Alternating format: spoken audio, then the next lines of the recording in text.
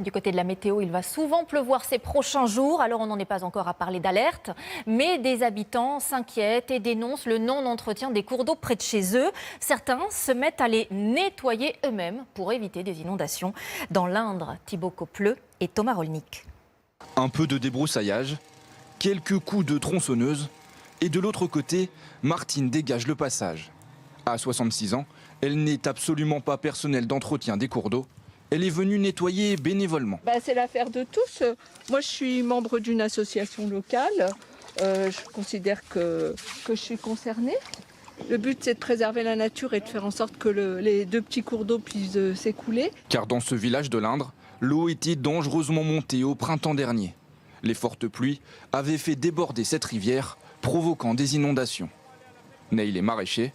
Il avait alors perdu toutes ses cultures. Il a donc organisé ce nettoyage pour limiter des prochains dégâts. Si on se retrouve avec des printemps très pluvieux comme on a eu, qui durent et qui ne sèchent pas, forcément ça déborde et c'est ce qui s'est passé cette année. On fait ce qu'il faut pour tenter de prévenir la chose. L'entretien du cours d'eau appartient pourtant aux propriétaires des berges. Mais ni les riverains ni les collectivités n'avaient nettoyé cette rivière depuis 20 ans. Même constat, un peu plus au sud du département. Ici aussi, l'eau avait débordé, saccageant les rues et les habitations. Voilà, vous avez le niveau de l'eau ici. Pierrette n'avait jamais vu de telles inondations. Avec d'autres riverains, elle réclame d'urgence des travaux pour que la rivière ne monte plus jusqu'à chez eux. On ne demande pas à ce que le lit soit remis à blanc, on demande juste un entretien régulier pour que le débit et le cours d'eau soient normaux. C'est tout ce qu'on demande. Et enlever les branches et tout ça, voilà.